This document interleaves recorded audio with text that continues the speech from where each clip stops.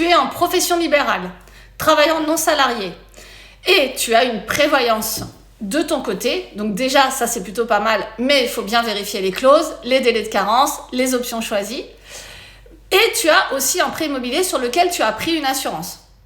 J'ai eu une question que j'ai pas retrouvée dans tous les commentaires où la personne me disait je suis en indemnitaire sur la banque, ça veut dire que c'est en fonction de la perte réelle de revenus, et à côté j'ai une prévoyance pour effectivement me garantir en cas d'arrêt.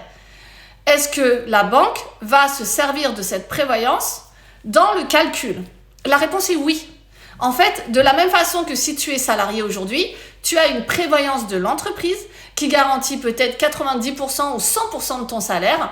Et bien dans ces cas-là, en cas de contrat en indemnitaire, et aujourd'hui c'est les banques, et bien dans ces cas-là, ça veut dire que si tu n'as pas de perte de salaire, pas de perte de revenus sur un indépendant, eh bien, la banque, l'assurance de la banque ne t'indemnisera pas. Il n'y aura pas de prise en charge. Parce que indemnitaire, c'est en fonction de la perte réelle de revenus. Tu n'as pas de perte, tu n'es pas indemnisé. Donc, ton contrat, oui, tu vas le payer, il n'y a pas de souci, tu le payes tous les mois, c'est dans ta mensualité de prêt, etc. Mais c'est un contrat qui ne te sert à rien.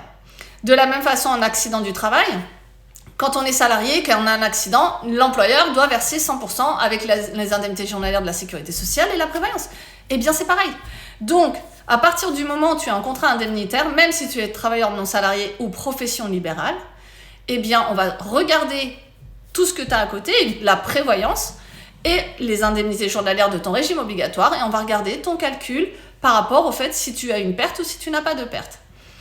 Comment ça se calcule dans la majorité des cas? Vous avez une formule dans vos conditions générales et ça dit bien que ton revenu de référence, donc c'est celui-ci sur lequel on va se baser, est combien tu as touché au cours des 12 derniers mois, d'accord?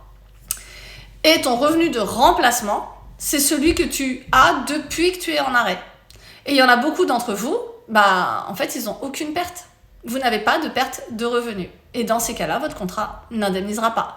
Vous allez recevoir un courrier qui va dire « Nous avons bien étudié et nous constatons qu'il n'y a pas de perte de revenus. Dans ce cas, nous n'intervenons pas. » Voilà, donc ne confondez pas non plus, il y a beaucoup de contrats différents. Si tu es en indemnitaire sur ton assurance de prêt immobilier, je t'invite à nous contacter.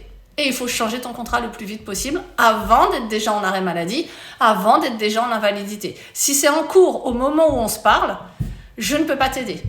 En revanche, à moins que ce soit vraiment de la mise en place, d'accord? Donc tu n'as pas encore d'assurance de prêt, tu n'as pas encore ton bien immobilier, mais tu es en plein dedans. Là oui, on peut trouver, il n'y a pas de souci. En revanche, si je dois changer un contrat bancaire existant sur lequel tu as sur le papier les garanties, mais que tu es en arrêt aujourd'hui, je ne peux pas t'accompagner.